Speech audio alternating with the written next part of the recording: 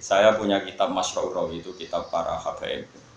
Orang-orang alim habaib itu biasanya pegangannya kitab itu. Bahkan sealim Abdul Haddad itu pegangannya kitab Al-Masyaurawi. Jadi di antara master kitab yang diikuti Abdul Haddad itu Habib Abdul Haddad itu kitab Masyaurawi.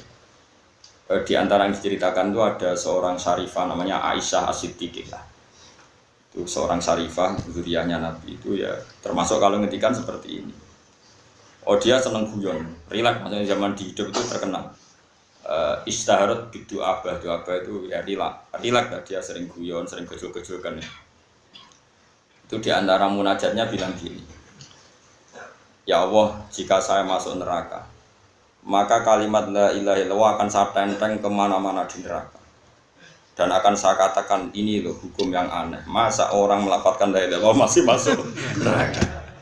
Neraka itu goblok ya, kalimat la ilaha illallah kok diobong, itu ora sopan maksudnya ora sopan. Itu ada syiddatil hira, mereka sangat-sangat mencintai Allah, sangat mencintai kalimat thayyibah. Mereka tidak bisa membayangkan kalau kalimat thayyibah itu bisa diinjak-injak oleh api neraka. Mulane Nur Malik ilmu neraka itu aneh. Awas kena ilmu neraka. Wong aneh berarti kena. Saya punya analogi begini, ini rumah tenan. Tapi sampean jangan menganggap omongan saya hukum, bisa saja ini pas jadab. Kowe nek gak ngono ya bebo, napa? Misalnya sampean tak bedheki. Ini mushaf ya, mushaf itu Quran itu cara bahasa Indonesia Quran itu. Cara bahasa bener itu sebenarnya mushaf.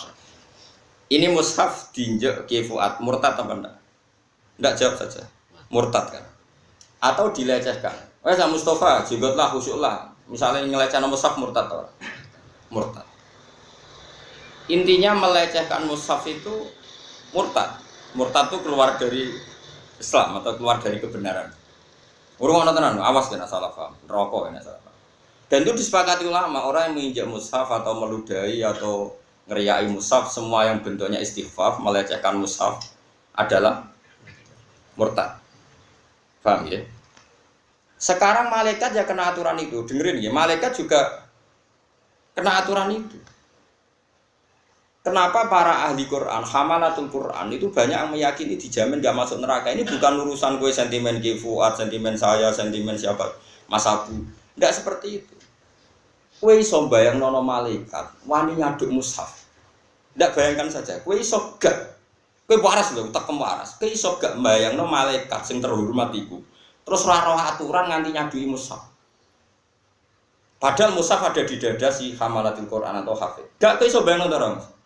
Mboten sakit, malaikat harus punya etika dong, harus punya konstitusi. Di antara aturannya ora oleh nyabdi wong hafal Quran. Piye dadane ono murtad ya.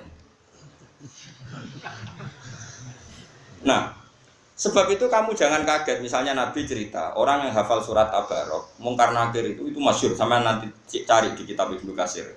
Ada orang hafal surat Tabarok tapi budik. Mbok budik biar ora. Mau bedik dhisik wis saiki ku nemen saiki masalah ngono apa padakno berhubung cerita dhisik bedik terus padakno kabeh bedik saiki wong dhisik bedik bodoni wong 10.000 wis bedik saiki 800 miliar orang bedik. Dadi bedik dhisik wis saiki ku gitu. Wong dhisik ku ning perapatan ndok wong wedok wis bedik. Saiki kelas klabing wis biasa. Dadi ukuran bedik iku padakno. Walhasil malaikat Mungkar Nakir sesuai prosedur orangnya tapi diantemi. Jotosil. Antar kenale dekne digodho jare wong nek dituthuk wajur kok sawalang-walang.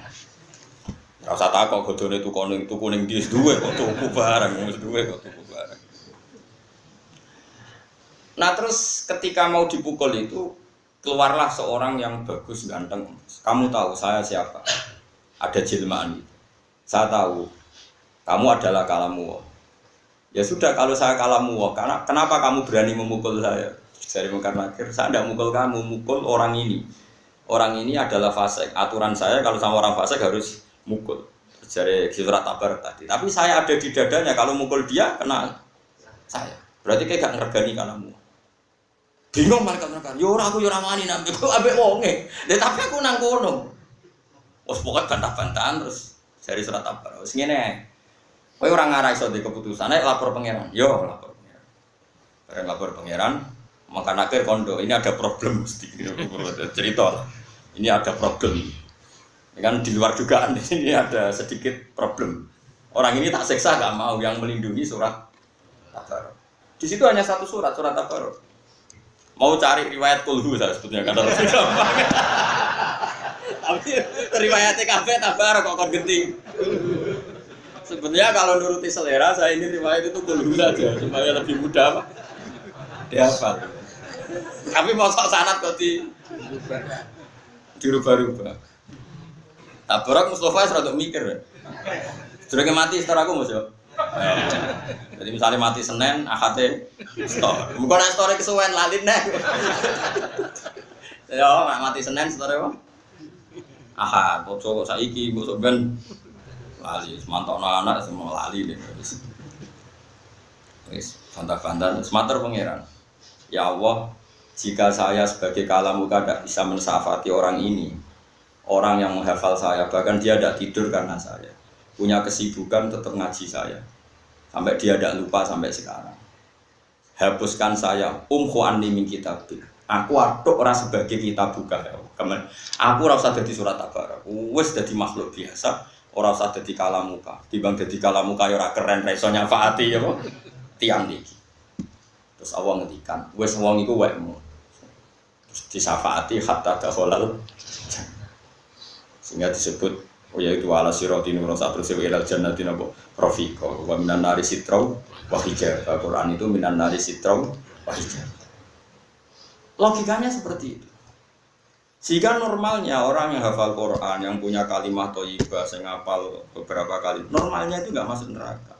Neraka ini akan menjadi makhluk yang aneh jika dia berani menyiksa orang yang di hatinya ada kalimat thayyibah atau ada Qur'annya.